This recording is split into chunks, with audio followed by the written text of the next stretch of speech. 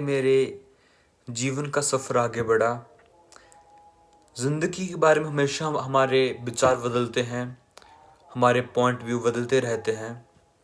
फिर जब मेरे जीवन में मुक्ता का आना हुआ, मेरे जीवन साथी का आना हुआ, तो मुझे खुशी हुई।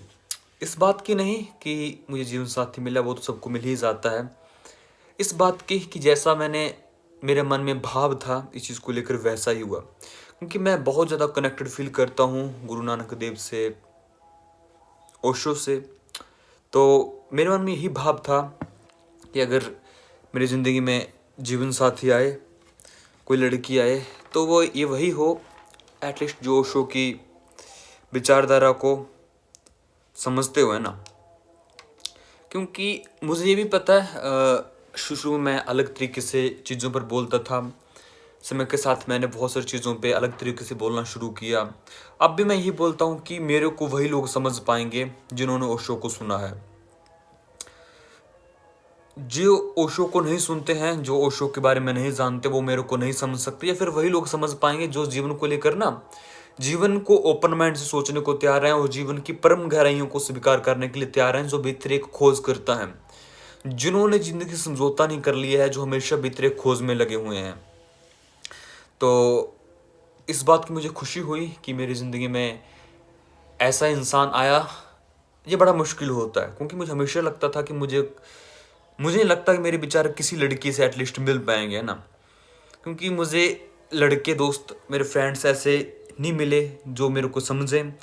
और शुरू में ये लगता था, बट फिर लगता कि ज़रूरत भी क्या है ना। फिर मैंने अकेला रहा बहुत समय में। और कहते हैं ना, बहुत सारे मित्रों जैसे पूछते हैं, जैसे भी मैंने मेरे और मुक्ता की जो प्रेम का रिश्ता उसके बारे में वीडियो बनाई, तो बहुत सारे मित्रों के मन में ये क्वेश्चन आया और बहुत लोगों ने पूछा भी कि हम अपने सही जीवन साथी को कैसे ढूंढें। हमें कैसे पता चले कि हमारा सोलमेट कौन है। आपको पता लगाने की ज़रूरत नहीं है, बस आप पहले खुद को जान लीजिए ना। हमें खुद की पहचान नहीं, हम दूसरों को कैसे पहचान लेंगे।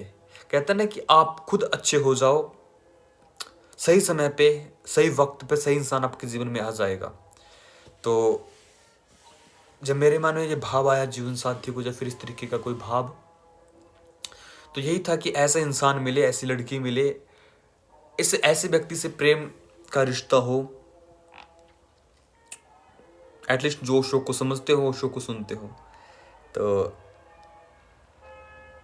यही है जीवन, है ना। चलते चलिए और कोई भी जिंदगी के बारे में धारणा मत बना के बैठ जाइए।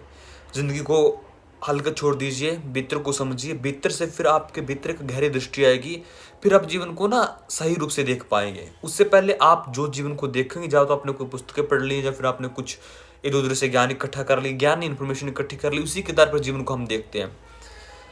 बहुत लोग कंफ्यूज रहते हैं इन्फॉर्मेशन और ज्ञान को लेकर। जो भी दोस्तों आप शब्द, जो भी आप पुस्तकों से पढ़ रहे हो, है ना, वो आपका ज्ञान नहीं है, वो इन्फॉर्मेशन है। तो इन्फॉर्मेशन अलग चीज़ है, ज्ञान अलग चीज़ है। ज्ञान तभी आता है जब हम हमारे अनुभव से जो ज्ञान उभरता है ना। तो इन्फॉर्मेशन के ही सारे जीवन निकाली। इन्फॉर्मेशन एक मोटिवेशन है कि हम ज्ञान को प्राप्त कर सकें। प्रणाम।